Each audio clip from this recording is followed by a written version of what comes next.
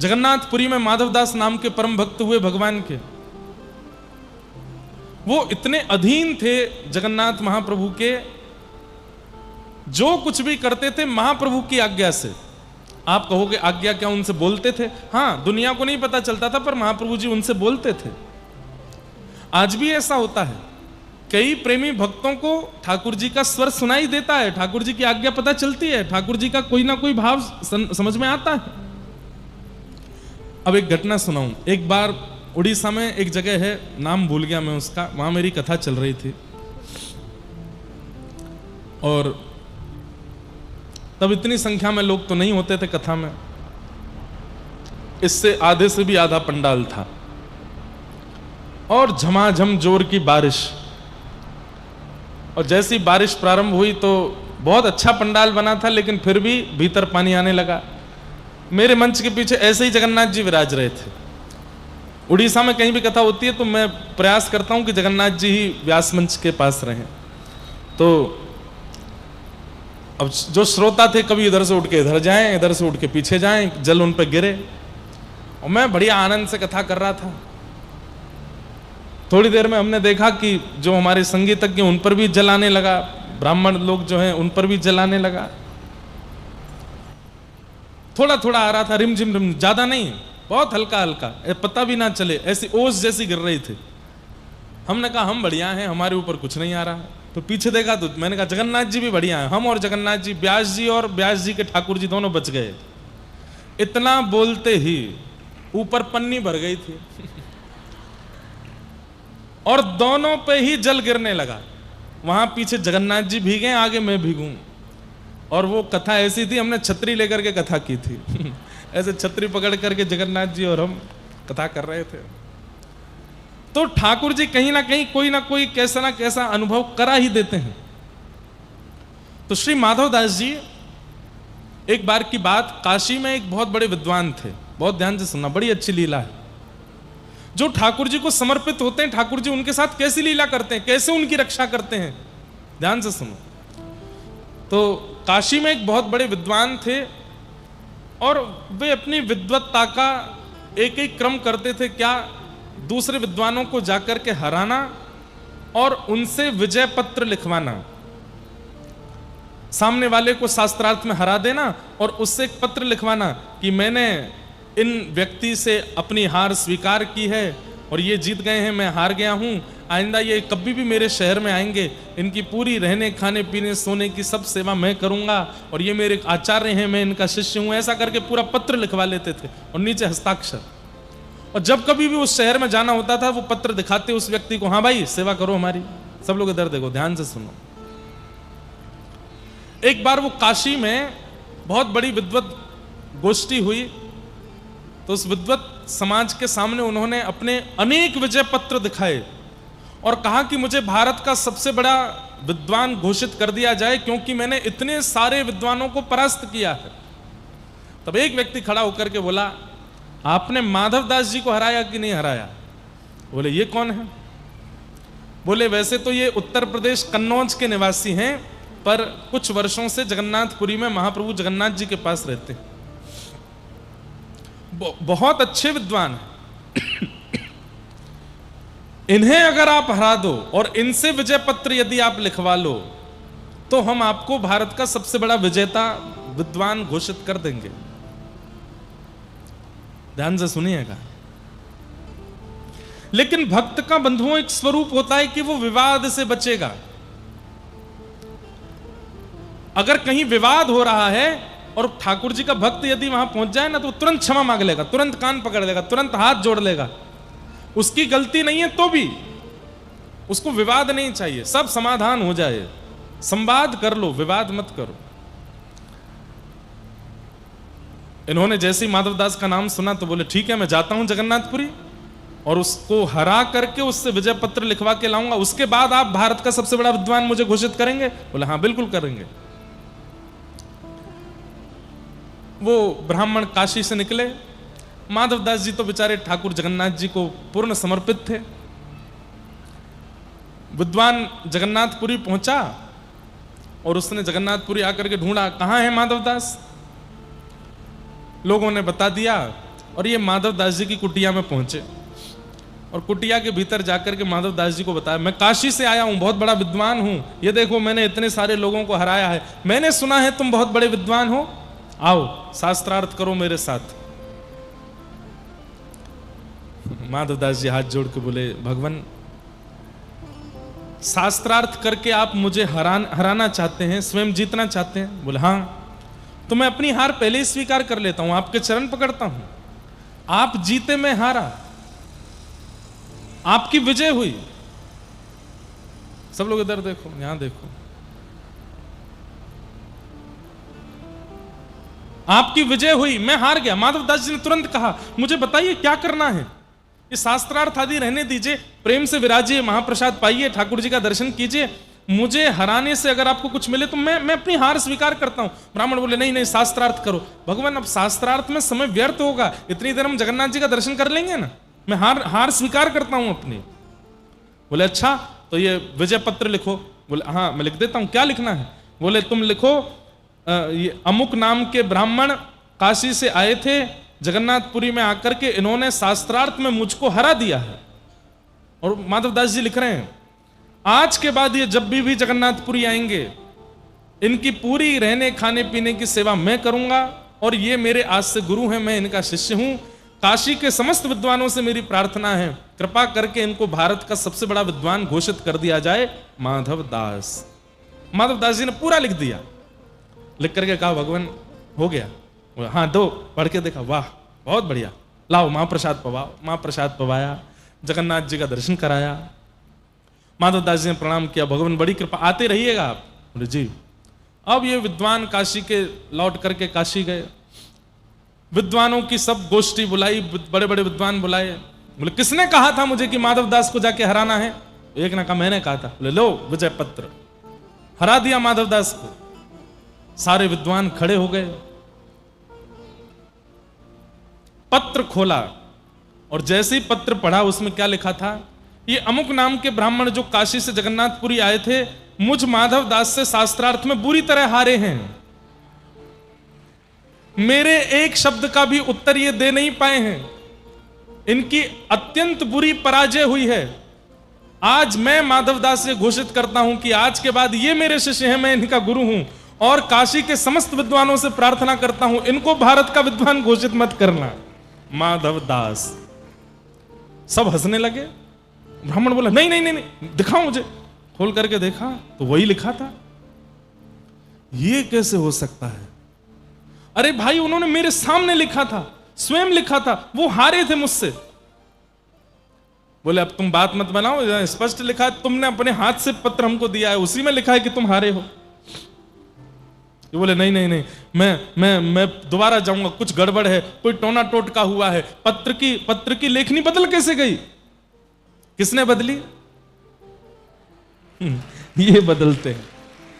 अपने समर्पितों का कुछ भी कर सकते हैं ये, इसलिए पंगा नहीं लेना, किसी वैष्णव भक्त से पंगा मत लेना, क्योंकि ये जगन्नाथ हैं। नाथ का मतलब क्या होता है? रक्षक। अगर ये किसी को स्वीकार कर लेते हैं तो फिर उसका इंद्र भी बाल बांका नहीं कर सकता। वो ब्राह्मण पहुंच गया दोबारा काशी से जगन्नाथपुरी। माधव दास जी महाप्रभु जी के दर्शन के लिए जा रहे थे, ब्राह्मण ने तुरंत मार्ग रोका। ए माधव दास, कौन सा टोना टोटका सीखा? अरे गुरुजी आप आए हैं, प्रणाम। ये नाटक मत करो मेरे सामने, ये पत्र उल्टा कैसे हो गया? माधव दास जी बोले मैंने तो आपके सामने लिखा, आपने बैठ करके लिखवाया, जो शब्द आपके थे मैंने वही लिखा। बोले पढ़ो। माधव दास जी ने जब पढ़ा तो माधव दास जी को भी हंसी आ गई, ये मैंने तो नहीं लिखा। बोले हस्ताक्षर तुम्हारे हैं? बोले हाँ हस्ताक्षर तो मेरे हैं। अरे मेरी बड़ी बदनामी हो गई काशी में। बोले अब क्या करें ये बताओ। काशी के कुछ विद्वान जगन्नाथपुरी आए हुए हैं, काशी के कुछ विद्वान जगन्नाथपुरी आए हुए हैं और वो यत्र तत्र घूम रहे हैं, और अब की बार मैं अपनी विजेता ऐसे घोषित करूंगा कि हम दोनों के बीच में शास्त्रार्थ होगा, और जो हारेगा उसको मुंह पर कालीत पोत करके गधे पर बैठ करके घूम घूम के ढिंडोरा पीट करके बताना पड़ेगा कि मैं उनसे हारा हूं, ताकि उन काशी के विद्वानों को पता चले कि तुम मुझसे हार गए, तब मेरी फिर जो मेरी इज्जत खराब हुई है वो बचेगी। माधवदास जी बोले शास्त्रार्थ की आवश्यकता नहीं है, आप गदा ले आओ और कालीत भी ले आओ, मैं पोत करके गदा पे बैठ के पूरे नगर में ढिंडोरा पीट दूंगा कि आप जीत गए, मैं हार गया। मेरा अभी दर्शन का समय हो रहा है, तो गधे और कालीत की व्यवस्था आप कर लीजिए, मैं दर्शन करके आता हूं, आप सिम्म द्वार पे मुझे मिल जाना, पूरे मुंह पे कालीत पोत के गधे पे बैठा देना, मैं घूम घूम के सबको बता दूंगा। तो काशी के ब्राह्मण बोले हाँ ये अच्छा, तुम दर्शन करके आओ, मैं गधा लेके आता हूं। यहां माधवदास जी अंदर दर्शन करने गए, ब्राह्मण गधा लेने गया, कुछ कालीत लेकर के आया। माधवदास जी तो महाप्रभु जगन्नाथ जी का दर्शन कर रहे थे। महाप्रभु जगन्नाथ जी ने ऐसा रूप धारण किया कि माधवदास जी तो वहीं खड़े रह गए, बाहर निकलना ही भूल गए। ठाकुर जी माधवदास का रूप धारण करके बाहर आ गए। महाप्रभु जगन्नाथ माधवदास जी के रूप में निकल करके सिम्म द्वार से बाहर आए, तो वो सामने वो विद्वान खड़ा था। हाँ हाँ, जैसी हमारी बात हुई थी, बैठ जाओ गधे पर। और मैं वहां भीड़ भी इकट्ठी हो गई थी गधे को देख के, ये सब देख के। माधवदास जी बोले गधे पर तो बैठ जाएगा, लेकिन वो बैठेगा जो हारेगा, अब शास्त्रार्थ करो। तो तुम तो मना किए थे शास्त्रार्थ नहीं करना, बोले कि अब मूड बदल गया, अब शास्त्रार्थ करना है, बैठो। चौकी लगी तो अब भगवान से कौन जीते शास्त्रार्थ में।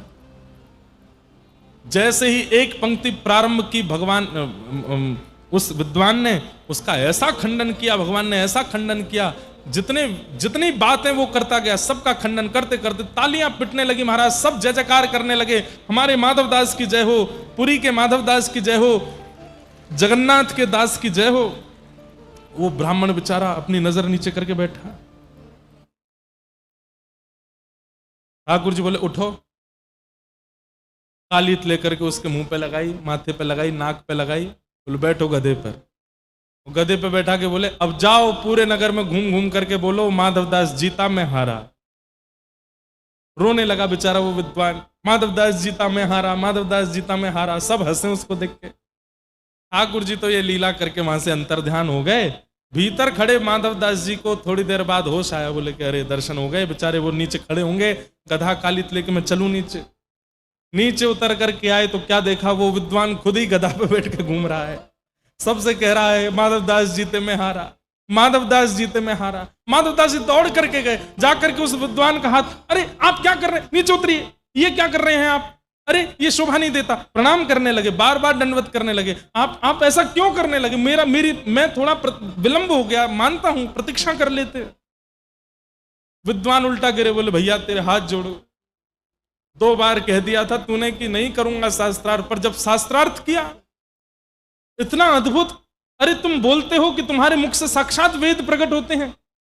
नहीं, मेरी हार ही अच्छी है, मैं हारा हुआ ही ठीक हूं, आज से तुम मेरे गुरु, मैं तुम्हारा शिष्य। माधवदास जी बोले क्या बात कर रहे हैं आप। बोले तुमने मुझे हरा दिया, मेरी आज आंखें खोल दी कि तुमसे बड़ा विद्वान कोई नहीं। बोले मैंने कब हराया, अरे वहां बैठ करके क्या अद्भुत तुम बोले जा रहे थे। माधवदास जी सुन करके सब समझ गए, पत्र की लेखनी बदल जाना और मेरे दर्शन के समय बाहर आकर के शास्त्रार्थ करने, ये सब कालिया ठाकुर ने किया है, ये सब महाप्रभु जगन्नाथ जी की कृपा है। हाँ, भीतर जाकर के जगन्नाथ जी के सामने रोए माधवदास जी, नाथ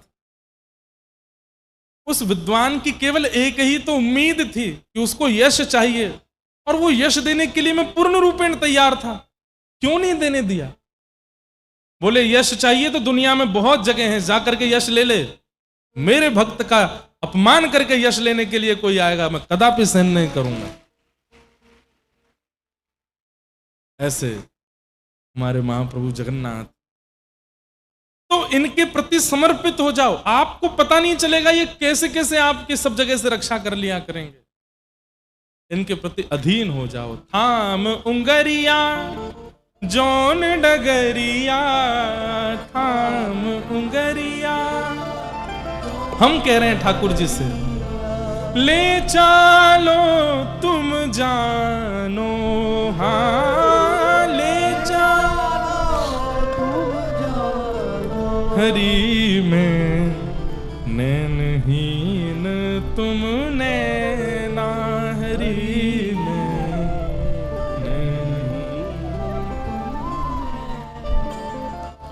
श्री जगन्नाथ महाप्रभु की। ऐसे हमारे प्यारे ठाकुर जी हैं, बड़ी कृपा करते हैं। सवै पुंसां परो धर्मो यतो भक्ते अदोक्षजे अहैतुक्य प्रतिहता ययात्मा संप्रसीदति। सभी प्राणी मात्र का परम धर्म क्या है? ठाकुर जी से प्रेम लक्षण युक्त होकर भक्ति करना। केवल भजन करना, भक्ति करना, मंदिर जाना ये धर्म हो सकता है, लेकिन ठाकुर जी से प्रेम युक्त होकर के उनका भजन करना।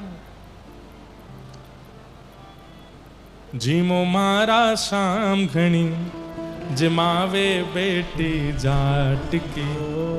जीमो मारा शाम घनी जिमावे बेटी जाट की। बाप हमारो गाम गयो है ना जाने कब आवे गो।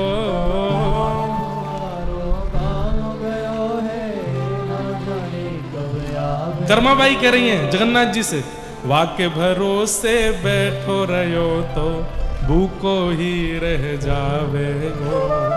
वाके भरोसे, ये पद तो मारवाड़ी में पर मैंने ब्रजभाषा में गा दिया है। आज जमाऊं थाने खींचड़ी। फिर कल आगे क्या है? आगे राबड़ी घाट की है, क्या है? छाछ की। रबड़ी छाछ से बनती है? राबड़ी, अच्छा मतलब वो, अच्छा मुझे लगा रबड़ी। जीमो मारा शाम घनी जमावे बेटी जाट की। थाली भर के लाई खींचड़ो ऊपर की बात की। जीमो मारा शाम घनी जमावे बेटी। यही है जगन्नाथ। अब एक तो होता है कि हम भोग लगाते हैं ठाकुर जी का, वो धर्म है, लेकिन कर्माबाई ठाकुर जी से कह रही है कि हमारे पिताजी के हाथ से तो आप प्रेम से पाते हो, और पिताजी हमारे भरोसे आपको छोड़ के गए हैं, तो आप 3 दिन हो गए भोग नहीं लगा रहे हो।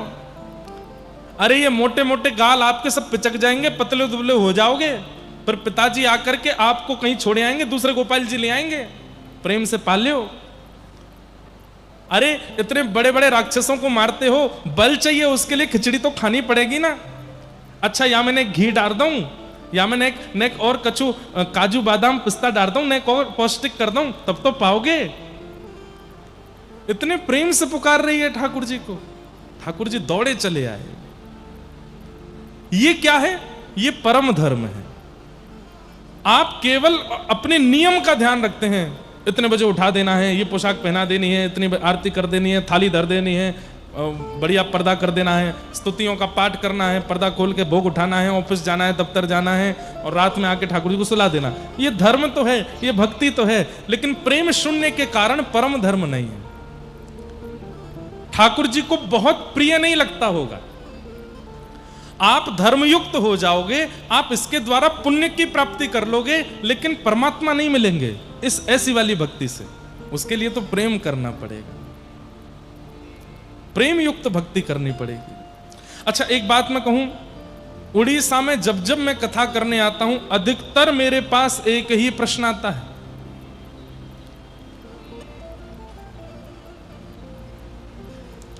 और वह प्रश्न क्या होता है? महाराज जी मेरे घर में सभी लोग मांसाहार करते हैं। अधिकतर यही बात लिखी आती है।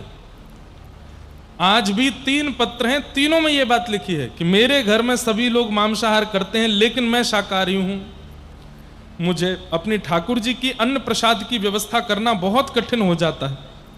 कृपा मुझे अब कैसे बनाएंगे? जिस रसोई घर में मछली आ गई हो, जिस रसोई घर में मांस आदि आ गया हो, वहां पर ठाकुर जी का भोग बनना भी नहीं चाहिए। ऐसी स्थिति में हम भैया यही निवेदन कर सकते हैं कि ठाकुर जी को फलाहारी रखो, फल का भोग लगाओ, और ठाकुर जी के साथ साथ आप भी एक समय तो फलाहारी करो। और घर वाले वो भी नहीं करने देते तो फिर क्या बताएं, छुप छुप के ही फलाहार करो, नहीं खाओ एक समय। हमारे ठाकुर जी नहीं पाते तो हम कैसे पाएं? और इस फलाहार व्रत का एक ही प्रण लीजिए, कि हमारे घर के समस्त लोगों की बुद्धि सुधरे और वे मांसाहार का त्याग करें। कल मेरे पास में कोई एक भैया आए और उन्होंने भी आकर के मुझे समझाया, बोले महाराज जी हम यहाँ भुवनेश्वर, कटक आदि सब जगह युवाओं को देखते हैं, युवा कथा में भी आते हैं, युवा कथा में आकर बैठते भी हैं, 7 दिन पूरी कथा भी सुनते हैं, लेकिन वापस लौट करके जाते हैं, आहार को नहीं बदलते हैं। सब खाएंगे, सब पिएंगे, कथा भी सुनेंगे, सब खाएंगे, सब पिएंगे, जगन्नाथपुरी भी जाएंगे, सब खाएंगे, सब पिएंगे, रथ यात्रा में भी जाएंगे, उसका कोई लाभ नहीं है। ये तो ऐसे ही मानो कि आप शुगर की दवाई खाते हो लेकिन सुबह उठते ही जलेबी भी खाते हो। दवाई का क्या औचित्य है? कोई फर्क नहीं पड़ने वाला। अरे एक बात मेरी बहुत ध्यान से सुन लीजिए, जितने लोग इस पंडाल में बैठे हैं, आप लोगों से मैं कह सकता हूं, बाहर के लोगों की जिम्मेवारी मेरी नहीं है। विवाह के बाद पति अपनी पत्नी के लिए बदलना शुरू कर देता है, पत्नी अपने पति के लिए बदलना शुरू कर दे। ब्याह से पहले ऐसे नहीं थे वे, लेकिन एक दूसरे के साथ रहने के लिए थोड़ा बदलाव करते हैं। पत्नी को जो नहीं अच्छा लगता पति वो नहीं करता, हो जाते हैं तो बच्चों को बेचारे उनको सुलाते रहते हैं, वो रोते रहते हैं, अपनी नींदें उड़ा देते हैं उन बालकों के लिए।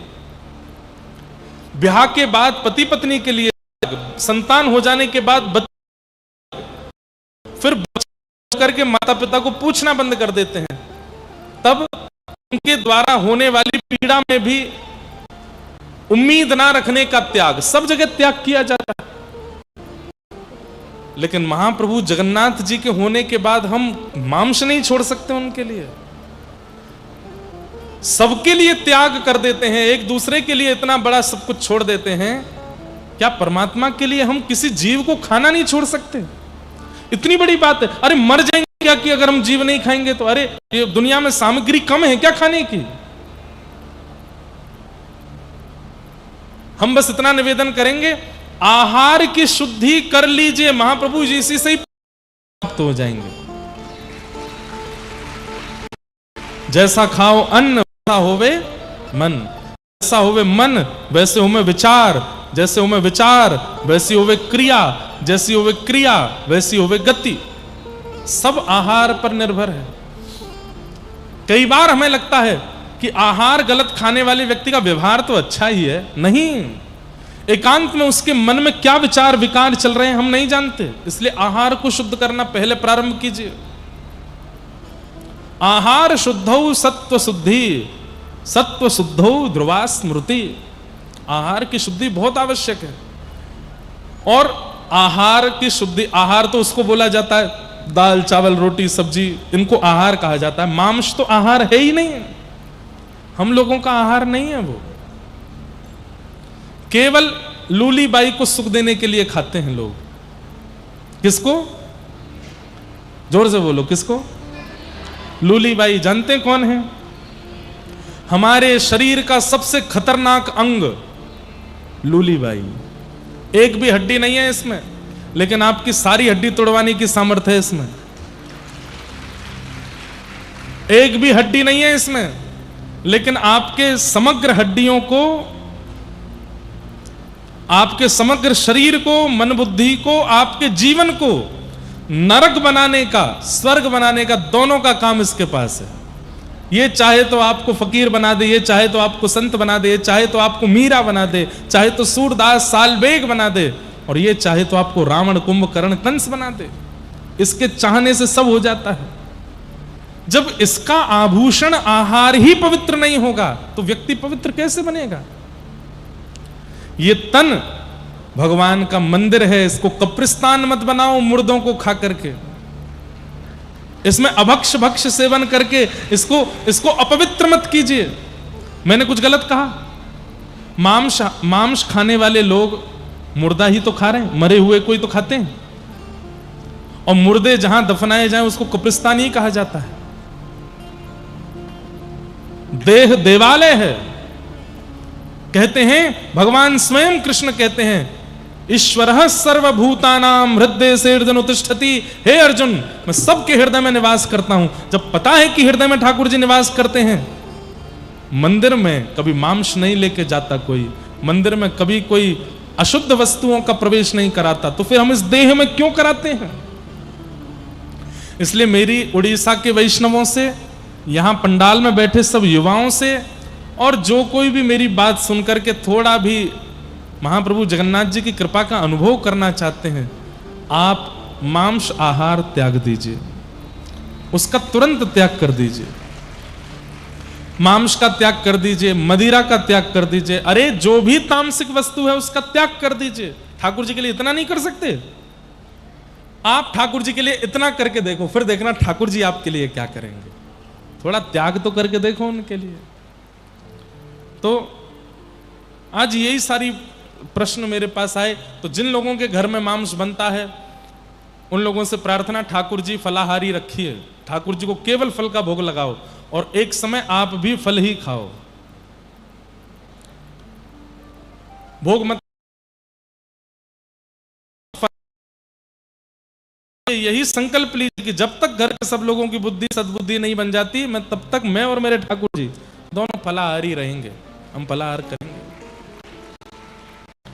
ठाकुर को दूध को लगाओ और मन में भावना कर लो कि नाथ मेरे घर में व्यवस्था है, मैं इससे ज्यादा व्यवस्था कर नहीं पाऊंगा, मेरी रसोई तो है लेकिन आपके लायक नहीं, कृपा करके अब आप महाप्रभु जगन्नाथ जी के मंदिर में नाथ में भोग नहीं लगा पाऊंगा, पर प्रयास करूंगा कि रसोई आपके योग्य नहीं। इसलिए थोड़ा सा इसका ध्यान रखिए, आहार शुद्ध करो।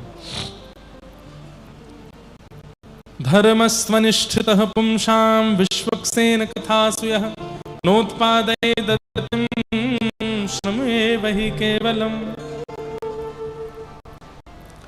तो सबसे पहले हमने कि और परम धर्म क्या है। धर्म मतलब ठाकुर जी की सेवा पूजा आदि सब करना, और सेवा पूजा में प्रेम का मिश्रण कर देना, ये परम धर्म है।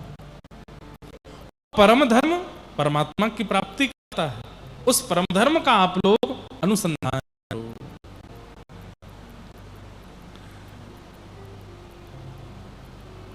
भगवान की कथा सुनने में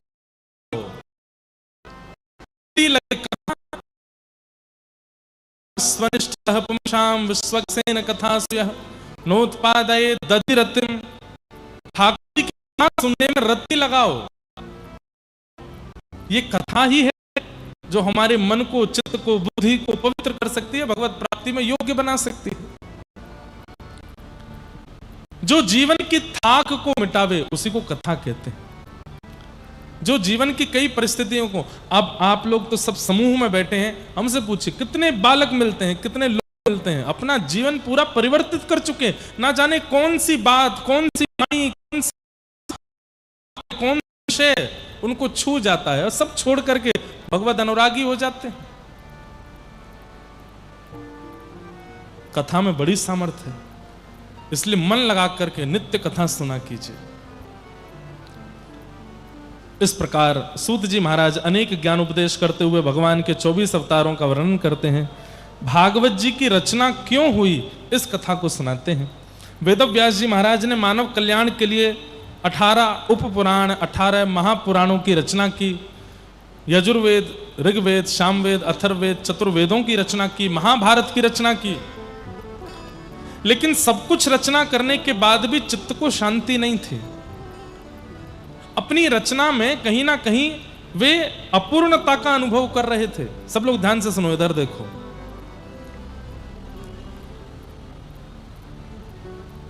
व्यक्ति को पता चल जाता है कि मैंने जो क्रिया की है वो उचित है कि नहीं। हर व्यक्ति को पता चल जाता है, लेकिन वो फिर भी सबसे पूछता है, ठीक तो रहा ना, ठीक तो किया ना। सामने वाले कहते हैं हाँ हाँ बहुत अच्छा था। अच्छा सुनने के बाद भी अच्छा नहीं लगता। अच्छा क्यों? हर व्यक्ति को पता होता है कि मैंने जो क्रिया की, मैंने जो बात बोली, मैंने जो काम किया, मैंने जो कुछ भी मेरे द्वारा हुआ वो उचित था कि नहीं। हर व्यक्ति को पता चल जाता है। पाप करने वाले व्यक्ति को अंदर से आवाज आने लगती है, गलत किया। घर में कभी तेज आवाज में किसी से बात कर लेते हैं, माता पिता को उत्तर दे दिया बच्चों ने, तब तो गुस्से में दीवार विवार पटक करके चले जाते हैं, लेकिन बाद में उनको रिग्रेट होता है। उसी समय से मन से आवाज आने लगती है, गलत किया, वो हमारी माँ है, हमने ऐसे क्यों बोला, उनसे नहीं बोलना चाहिए था। सबको बोध होता है, लेकिन एक इतना भयंकर राक्षस हमारे अंदर है, ईगो, वो तुरंत आगे आ जाता है। कुछ गलत नहीं किया, भले ही गलत किया हो फिर भी तू क्षमा नहीं मांगेगा, वो और बिगड़ने देता है और बिगड़ने देता है, उस चीज को और बिगड़ने देता है। भगवत आधीन व्यक्ति में ये ईगो नाम का राक्षस नहीं होता। अगर उससे कोई गलती हो भी जाती है तो वो तुरंत क्षमा के लिए भागता है कि मुझे क्षमा करो। एक बात कहूं बंधुओं, बहुत ध्यान से सुनना। अपराध करने के बाद में सबको पता चल जाता है कि मैंने गलत किया, लेकिन उस गलती का इतना रिग्रेट हुआ कि अब मन में सोच रहे हैं कि इसका समाधान क्या करूं, इसको मैं ठीक कैसे करूं। यदि ऐसी प्रवृत्ति आपकी बन रही है तो यह समझ जाना कि ठाकुर जी की दृष्टि आप पर है, इसलिए आप सुधरना चाहते हैं। लेकिन कई लोग ऐसे होते हैं, अपराध करने के बाद, पाप करने के बाद, गलत करने के बाद भी स्वीकार नहीं करते, उसको खींचते रहते हैं, उसको लंबा होने देते हैं, उसको चलने देते हैं सालों साल तक। यही मानना चाहिए कि ठाकुर जी की दृष्टि नहीं है उसके ऊपर, इसलिए परिवर्तन करना चाहता नहीं। भगवत दृष्टि अधिकारी जो हो जाता है उसके अंदर तुरंत इच्छा प्रकट होने लगती है कि इसका समाधान हो, इसका विश्राम हो, इसका कोई नियोजन निकले, ये इतना लंबा खिंचे ना। इसलिए ये ईगो जो है, इसको एक भाषा में स्वाभिमान भी कहते हैं। ये एक अभिमान का विशेष रूप है, स्वाभिमान। स्वाभिमान होना चाहिए, लेकिन उसमें भी विवेक होना चाहिए कि स्वाभिमान किस रूप में रखें। जैसे एक बहुत सुंदर स्वाभिमान है कि मैं किसी के आगे हाथ नहीं फैलाऊंगा, मैं किसी के आगे भिक्षा नहीं मांगूंगा। इसका मतलब अकड़ नहीं है, ये एक स्वाभिमान है। ऐसा हो सकता है, अच्छा भी है। कई विषय में स्वाभिमान अच्छा है, पर कई विषय में अच्छा नहीं है। पति पत्नी के विषय में भी स्वाभिमान अच्छा नहीं, वहां पर भी स्वाभिमान ही है जिसके कारण उन दोनों का कलेश समाप्त नहीं होता। दोनों में से एक स्वाभिमान का भी त्याग कर देता है ना, तो संबंध बहुत लंबा समय तक चलता रहता है। और जब दोनों में स्वाभिमान आ जाता है तो उस संबंध का अंत निश्चित होता है। इसलिए स्वाभिमान का त्याग करो। कभी किसी को गलत बोल देते हैं, कुछ गलत कर देते हैं, उसके बाद में यदि पता चलता है कि मैंने गलत किया तो कोई कुछ बिगड़ेगा नहीं आपका। जाइए उसके पास बैठ के थोड़ी बात कर लीजिए, थोड़ा कह दीजिए अच्छा ठीक है, सॉरी हो गया हमसे, अब इसको खींचो नहीं, चलो अच्छी अच्छी बातें करो, अच्छे अच्छे काम करो, थोड़ी देर खेलो, उसको समाप्त करो, लंबे समय तक मत रखो। क्योंकि हर व्यक्ति को पता होता है कि मैंने क्या गलत किया, क्या ठीक किया। श्री वेदव्यास जी महाराज ने 17 महापुराण लिखे हैं, 18वां अभी लिखा नहीं है, लेकिन इतना सब कुछ लिखने के बाद भी 18 उपपुराण, 17 महापुराण, 4 वेद, महाभारत, सब कुछ रचना करने के बाद भी मन में संतुष्टि नहीं आ रही है। कई ऋषि, कई संत, कई लोग आकर के महिमा मंडन करते हैं कि वाह व्यास जी आपने कितना सुंदर लिखा, कितना सुंदर लिखा। लेकिन इतना सुंदर सुनने के बाद भी व्यास जी को लगता है सब प्रशंसा कर रहे हैं लेकिन मेरे मन को संतोष नहीं है। तभी व्यास जी के पास नारद जी का आगमन होता है और नारद जी महाराज आकर के व्यास जी से कहते, क्या बात है, इतने दुखी क्यों बैठे हैं? बोले देखो ना, मैंने कितने ग्रंथ पोथियां लिख दी, लेकिन मन अशांत है, मन में संतुष्टि नहीं है। हर उस व्यक्ति को यह बात सुननी चाहिए जिसका मन अपनी क्रिया से असंतुष्ट रहता है। अच्छा, कई जगह पर संतोष करना भी नहीं चाहिए और कई जगह ऐसी है वहां पूर्ण संतोष रखना चाहिए। कौन कौन सी जगह है जहां पर संतोष करना चाहिए? सबसे पहला, भोजन में संतोष करो। जैसा बना है ठीक है, भोजन के लिए नहीं खाना है, जीने के लिए भोजन करना है। कई लोग भोजन के लिए जीते हैं और कई लोग जीने के लिए भोजन करते हैं। कौन सा अच्छा है, जीने के लिए खाना कि खाने के लिए जीना? जीने के लिए पाओ, उसमें संतोष करो, जो मिल जाए उसको पाओ। पीली दाल मिल गई पालो, बैगन की सब्जी है पालो, आलू की सब्जी है पालो, टिंडे बने हैं पा लीजिए। एक विचित्र टिंडा होता है, हमारे यहाँ बोलते चप्पल टिंडा होता है ना, होता है ना, होता है कि नहीं? चप्पल टिंडा होता है ना, इनको ज्यादा पता है, खाते रहते हैं। लौकी घिया मिल जाए खाओ, जो प्राप्त हो जाए उसमें संतोष करो। कोई कभी कभी बहुत अच्छा बन जाए तो उसमें भी संतोष करो। भोजन में, अन्न में संतुष्ट होना चाहिए। दूसरा, धन में संतुष्ट होना चाहिए। जितना मिल रहा है, जो प्राप्त हो रहा है, ठीक है, भगवान कृपा करेंगे, हम परिश्रम करेंगे तो हमारे परिश्रम के अनुसार हमको मिलेगा, लेकिन हम संतोष करें। और चाहिए और चाहिए और चाहिए और चाहिए और चाहिए, ये नहीं होना चाहिए। धन में संतोष करो। तीसरा, संबंधों में संतोष करो। जो संबंध मिला है, पत्नी का, पति का, बच्चों का, परिवार का, मित्र का, उसमें संतुष्ट रहो, संतोष करो। दूसरा मुझसे अच्छा है ऐसा नहीं सोचो, आपके पास जो है वो बहुत अच्छे हैं, उनमें संतोष करो। असंतुष्ट किसमें रहना चाहिए? अब ये सुनो, कौन कौन सी क्रिया है जिसमें संतुष्ट नहीं होना चाहिए? पहला, पढ़ने में कभी संतुष्ट मत हो। अच्छा देखना, उल्टे हैं हम लोग। जो मैंने पहले बात की उसमें हम असंतुष्ट रहते हैं, और जो अभी बात कहेंगे इसमें सब लोग संतुष्ट नहीं होते। 4 पन्ने पढ़ने के बाद बच्चा, बहुत पढ़ लिया, थक गए, अब तो इतना पढ़ लिया, मां कहां तक पढ़े इसको। अच्छा, आज एक नया और बन गया, फोन चलाने में भी संतुष्ट हो जाना चाहिए। थोड़ी देर चलाने के बाद बंद कर दो भाई, थोड़ी देर उसको रख दो। और आजकल तो युवाओं से ज्यादा वृद्धों के फोन ज्यादा चलते हैं। घर के दादा दादी पूरे दिन चार्जर ही ढूंढते रहते हैं। अरे दादी सुबह ही तो चार्ज किया था आपने फोन, डिस्चार्ज हो गया, रील देख रही थी।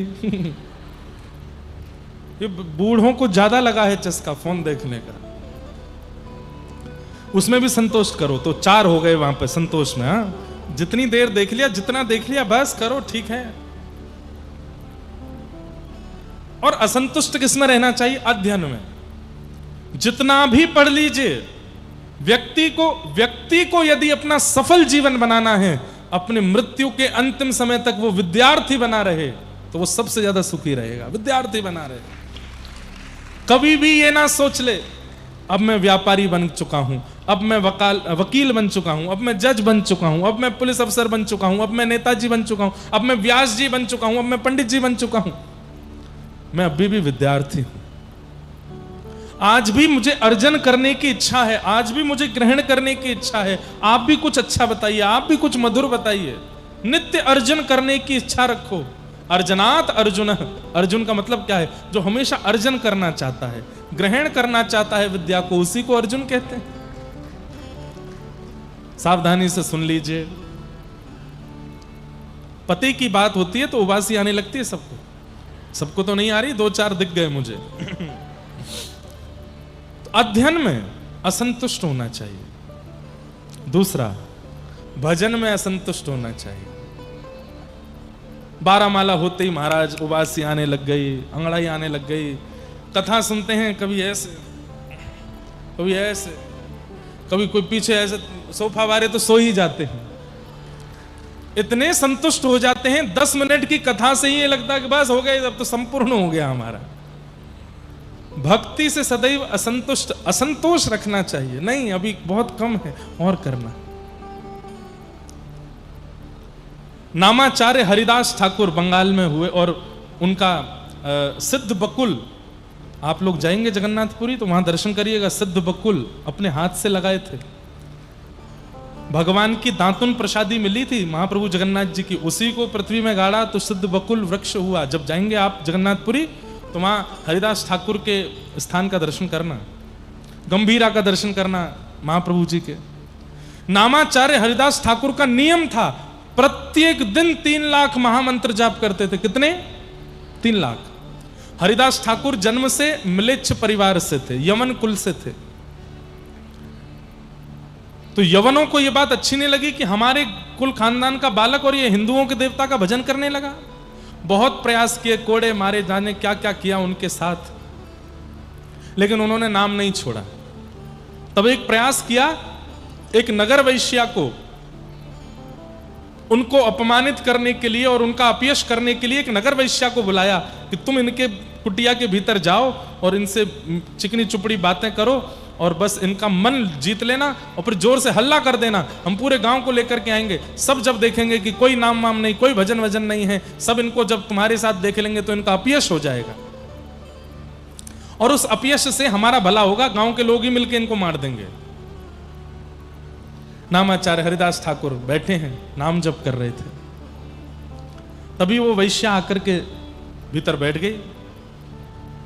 उसके रूप रंग चाल ढाल को देख के हरिदास ठाकुर समझ गए कि किस भाव से आई है, कौन है। आपने इशारा करके कहा बैठो।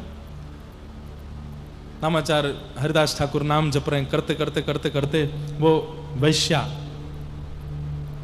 अरे अब छोड़ भी दीजिए, कब से आप नाम जप कर रहे हैं, थोड़ा मुझसे बातें कर लीजिए, मैं आपसे मिलने आई हूं। हरिदास ठाकुर बोले, देवी तुम्हारी मन की जितनी इच्छाएं हैं सब पूरी करूंगा मैं, लेकिन मेरा नियम है, मैं अपना नाम जब पूरा कर लूं उसके बाद बात करूंगा। संतुष्ट नहीं हो रहे हैं अपने नाम से। अच्छा हाँ हाँ ठीक है, आप अपना नाम कर लो, मैं बैठी हूं प्रतीक्षा करती हूं। प्रतीक्षा करते करते करते करते करते आधी रात निकल गई। वैश्या उठ करके कहे, अभी और कितना है, अभी चल रहा है, चलो। सुबह पक्षी चहकने लगे, भोर हो गई, सूर्योदय हो गया और बाहर सब लोग खड़े थे, वो हल्ला करेगी तो हम भीतर जाएंगे।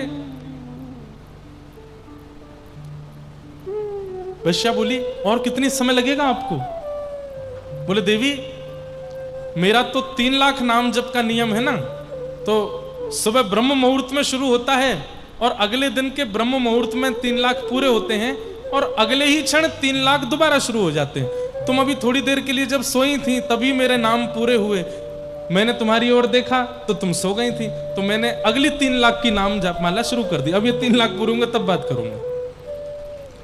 वैश्या सोचने लगी, अजीब आदमी है, मेरा रूप मेरा सौंदर्य कोई देख ले वो स्थिर नहीं बैठ सकता, और मैं इसके सामने बैठी हूं और ये अभी भी क्या लकड़ी घिस रहा है या नाम जप कर रहा है, ऐसा क्या है इस नाम में?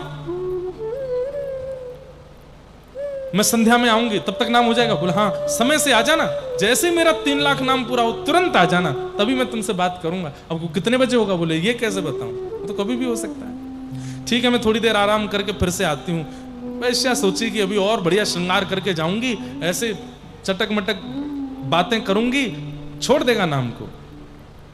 थोड़ी देर बाद आराम करके थोड़े घंटों बाद और श्रृंगार करके जब गई, जा करके बैठ गई। आज बात कीजिए ना मुझसे। बोले, देवी बस नाम चल रहा है। कितना रह गया है? बोले, 1 लाख और रह गया है, 1.5-2 घंटे, 3 घंटे, 4 घंटे लगेंगे, बैठो। करते करते करते करते करते करते करते फिर रात हो गई। वैश्या को फिर नींद आ गई। थोड़ी देर बाद आंख खुली, हो गए? बोले, हो गए थे, तुम सो गई थी, तो तीसरे शुरू हो गए। वो वैश्या बोली, ऐसा क्या है इस नाम में, ऐसा क्या है इस नाम में जिसको आप छोड़ते नहीं हैं? ऐसा क्या रस मिल रहा है, या ऐसा क्या आपको प्रेम मिल रहा है, ऐसा क्या भाव मिल रहा है? और बंधुओं, भक्ति यहीं से प्रारंभ होती है। ये भक्ति का प्रारंभ है कि हमारे मन में ये इच्छा प्रकट हो गई, ऐसा क्या है जगन्नाथ जी में, ऐसा क्या है महाप्रसाद में, ऐसा क्या है कथा में, ऐसा क्या है इनके नाम में जो इतने लोग दीवाने। यहीं से प्रारंभ होती है भक्ति। और वो वैश्या यही सोचते हुए जा रही है। बाहर लोगों ने कहा, तूने फिर हल्ला नहीं किया? बोले, अरे उसका नाम ही नहीं पूरा होता, वो नाम ही करता रहता है। आज नींद नहीं आई और मन में सोचने लगी, मैं संतुष्ट करने के और संतुष्ट होने के सारे तरीके जानती हूं, लेकिन मैंने इतना संतुष्ट व्यक्ति नहीं देखा। सोता नहीं है, खाता नहीं है, केवल नाम करता रहता हूं, नाम से संतुष्ट हो रहा है। ऐसा क्या है इस नाम में? आज जब पूरी रात यही सोचती रही तो अगले दिन कोई श्रृंगार करके नहीं गई है, नेत्रों में आंसू भर के ले गई है। मैंने आज तक अपने रूप से, यौवन से, तन से सबका घर बिगाड़ा है, मैंने सबका जीवन बर्बाद किया है। लेकिन आज मुझे पता चला मैंने सबका जीवन बर्बाद नहीं किया, मैंने अपना जीवन बर्बाद किया है। आज नामाचार हरिदास ठाकुर के पास जाकर के कहती है, ये नाम मुझे सुना दीजिए। जैसी लगन आपकी लगी हुई है, जैसा प्रेम आपका नाम में होगा, वैसा मेरा भी कर दीजिए। तब हरिदास ठाकुर, अच्छा जितनी देर वो वैश्या बैठी रहती थी ना, हरिदास ठाकुर क्या करते थे, प्रत्येक नाम के बाद नाम भगवान से प्रार्थना करते थे, हे नाम भगवान इस पर कृपा करो, इस पर कृपा करो, इस पर कृपा करो, इसकी मति को शुद्ध करो, इसके विचारों को पवित्र करो। तभी मैंने अभी थोड़ी देर पहले कहा ना कि जब व्यक्ति को अपनी गलतियों का बोध होने लग जाए, अपने व्यवहार को सुधारने की इच्छा प्रकट हो जाए, तो समझ जाना या तो आचार्य या फिर ठाकुर, किसी ने तो देखा है आपको, तभी बदल रहे हो। अपने आप नहीं बदल सकता कोई। माता पिता पीछे पड़े रहते हैं बच्चों के, भजन किया कर, थोड़ा मंदिर जाया कर, कथाएं सुना कर, नहीं सुनेगा वो आपके कहने से। जब आचार्य की या ठाकुर की उस पर दृष्टि पड़ेगी, उसी दिन सुनेगा वो। सौभाग्यशाली हैं जितने लोग यहां बैठे हैं, सब पर दृष्टि पड़ी है, इसलिए सुन रहे हो, इसीलिए बैठे हो। कल हमारे जो यजमान जी वो कह रहे थे, महाराज जी एक व्यक्ति भी उठ के नहीं जाता। मैंने कहा यही कृपा है, उठ के नहीं जा रहे हैं। प्यास लगती तो भी नहीं जा रहे, किसी को वॉशरूम जाना तो भी नहीं जा रहे। मैंने कहा इतनी तटस्था कथा के प्रति तभी बनती है जब महाप्रभु जी दृष्टि भर के देख लेते। व्यक्ति कहां इतनी देर रुक सकता है? कैसे रुक पाओगे आप लोग? नहीं रुक सकते। हरिदास ठाकुर ने पता क्या किया, तुरंत अपने आसन से उठ करके खड़े हो गए और बोले, लाली मैंने इस कुटिया में लाखों नाम जप किए। और नामाचार्य हरिदास ठाकुर का एक नियम और था, 3 लाख नाम प्रतिदिन करते थे। 30 दिन में कितने नाम हो गए? 30 दिन में कितने नाम हो गए? 90 लाख। तो 30 दिन में उनकी जो संख्या होती थी वो 1 करोड़ पहुंचती थी। क्यों? जैसे ही महीने के अंतिम दिन आते थे तो नाम बढ़ा देते थे। क्यों? 1 करोड़ करना, महीने में 1 करोड़ नाम करते थे। आज हरिदास ठाकुर बोले, लाली इस कुटिया में मैंने करोड़ों नाम किए हैं, अब मैं कहीं और जा रहा हूं, इस कुटिया में तुम रहो और यहीं रह करके भजन करो। और श्री हरिदास ठाकुर वहां से चले गए और वो वैश्या वहां रहने लगी। अरे इसे कहते हैं चमत्कार। चमत्कार वो नहीं कि आपने कभी कोई कबूतर प्रकट कर दिया, खूब सारे कुछ कर दिए, वो सारे चमत्कार नहीं होते हैं, वो जादू हो सकते हैं। चमत्कार इसको कहते हैं कि जिस वैश्या को देख करके पहले लोगों के चित्त में मलिनताएं आती थी, लोगों के मन में दुर्भाव प्रकट होते थे, लोगों के मन में इच्छा पूर्ति की भावना प्रकट होती थी, आज नामाचार्य हरिदास ठाकुर की कृपा ऐसी हुई, नाम भगवान की ऐसी कृपा हुई कि अब वह वैश्या जब अपनी कुटिया से बाहर निकलती है तुलसी को जल देने के लिए, जो राह से निकलता है उसको देख लेता है, उसी के चित्त में हरि प्रकट हो जाते हैं, भजन करने की इच्छा प्रकट होने लगती है। ऐसी कृपा। बैठ जा लाला, लैपटॉप खोल ले, काम कर ले अपनो, बैठ जा। देखो कैसे कैसे प्रेमी लोग कहते हैं समय नहीं मिलता हमको कथा में आने का। देखो इन युवाओं से सीखिए, बेचारे यहीं लैपटॉप बैठ के काम भी कर रहे हैं, मीटिंग भी अटेंड कर रहे हैं, कथा भी सुन रहे हैं। ठाकुर जी के लिए अवकाश नहीं है तो फिर ठाकुर जी को भी आपके लिए अवकाश नहीं, बहुत बिजी हैं वो। जब ठाकुर जी के लिए कोई समय नहीं निकालता ना, और फिर कभी ठाकुर जी के पास जाके कहता है नाथ मुझ पर रक्षा, ठाकुर जी कहते हैं आई एम वेरी बिजी, चलो जाओ, तीनों लोगों का भार मेरे ऊपर है, इतना समय नहीं मेरे पास, चलो जाओ। लेकिन जब कोई अत्यंत व्यस्तता में से भी ठाकुर जी के लिए समय निकालता है तो ठाकुर जी भी उसके लिए समय निकालते हैं। अच्छा, तो बात क्या चल रही थी? मन लाग्यो मेरो यार फकीरी में, मन लाग्यो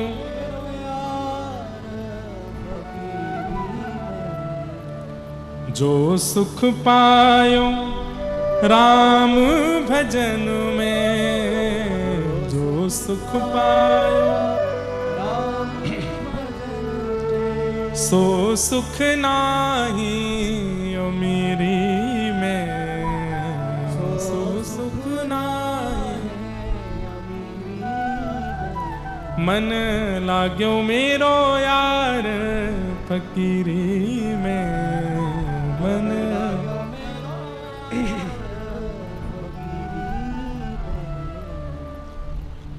आहा, कबीरदास जी की वाणी है। भला बुरा सबका सुन लीजिए, भला बुरा कर गुजरान गरीबी में, कर गुजरान। क्यों? प्रेम नगर में रहनी हमारी, प्रेम भली बन आई सबूरी में। और आखिर यह तन खाक बनेगा, आखिर यह तन कहाँ फिरत मगरूरी में, कहाँ फिरत। कहत कबीर सुनो भई साधो, कहत कबीर साहिब मिले सबूरी में, साहिब सबूरी में। मन लाग्यो मेरो यार फकीरी में, मन लाग्यो।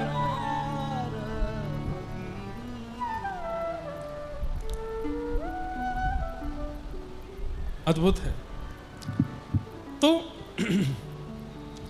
व्यास जी को अपनी रचनाओं से प्रसन्नता है पर संतुष्टि नहीं है।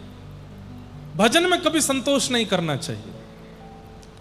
चाहे जितना हम भजन कर लें, जितनी हम कथा सुन लें, जितनी बार जगन्नाथ दर्शन कर लें, जितनी बार महाप्रसाद पालें, तब भी मन में अधूरापन लगना ही चाहिए। नहीं, अभी इतना नहीं किया, अभी इतना नहीं हुआ, अभी इतने नहीं हो गया है।